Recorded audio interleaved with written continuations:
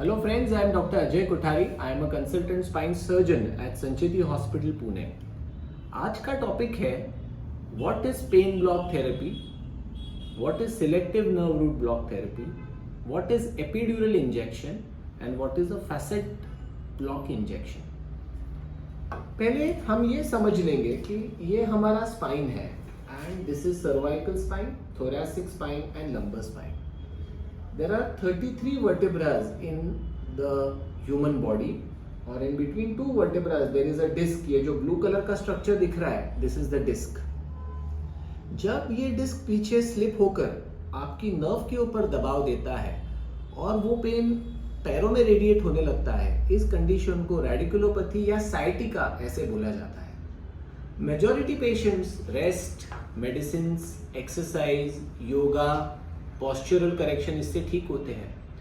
But कुछ patients जिनको ये सारी ट्रीटमेंट करने के बावजूद भी फायदा नहीं मिलता है, फिर ऐसे पेशेंट को पेन मैनेजमेंट किया जाता है जिसको रूट ब्लॉक इंजेक्शन या एपिड्यूरल इंजेक्शन ऐसा कहा जाता है. So what is this exactly होता क्या है? तो पेशेंट को पेट के ऊपर लेटाया जाता है which is called a prone position.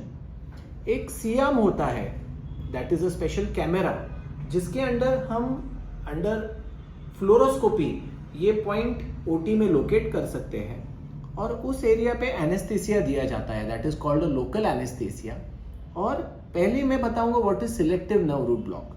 तो सिलेक्टिव नर्व रूट ब्लॉक और ट्रांसफोरामिनल इंजेक्शन, ये इंजेक्शन में एक नीडल डाली जाती है and that needle is directed in this foramen और यहाँ पे एक दवाई दी जाती है which includes 1 ml lignocaine and 1 ml triamcinolone injection जिसको बोला जाता है, जिसको इन लेमैन लैंग्वेज स्टीरॉयड कहा जाता है. बहुत से लोगों में ये गलत फहमी होती है कि स्टीरॉयड हमारे शरीर के लिए बहुत गलत है, हमारे शरीर के लिए खराब है.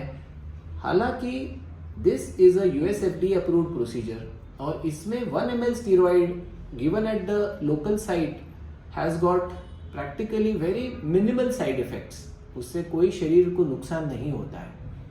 सो उस नीडल से जब हम इस फोरामेन में जाकर यहाँ इंजेक्शन देते हैं, उससे फ़ायदा क्या होता है कि वो जब ड्रग यहाँ पे ये जो एन्युलर टेयर मतलब डिस्क फटकर जो बाहर आती है, वो इन्फ्लेमेशन कम होने में मदद मिलता है, नर्व की स्वेलिंग होने में कम मदद मिलता है and eventually the disc shrinks over a period of time जिससे पेन रिलीफ मिलता है. सो ये हो गया transforaminal injection, root block injection.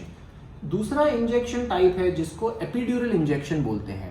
इसमें दो टाइप्स है. एक तो इंटरलैमिनर एपिड्यूरल, इसमें ये दो स्पाइनस प्रोसेसेस के बीच में से एक नीडल डालकर डायरेक्टली यहाँ दवाई दिया जाता है. या फिर ये जो हमारा सैक्रम बोन है, ये जो सैक्रल हाइटस है, यहाँ से एक नीडल पास कर यहाँ तक लाई जाती है और फिर ड्रग दिया जाता है, वो ऊपर तक फैलकर फायदा मिलता है.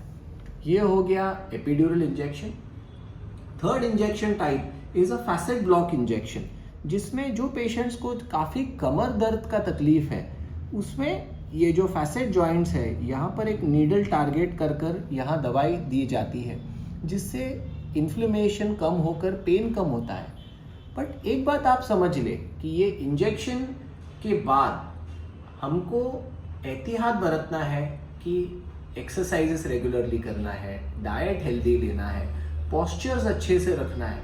अगर ये सारी चीज़ें हम फॉलो करेंगे तो इस इंजेक्शन का इफेक्ट लॉन्ग टर्म रहेगा.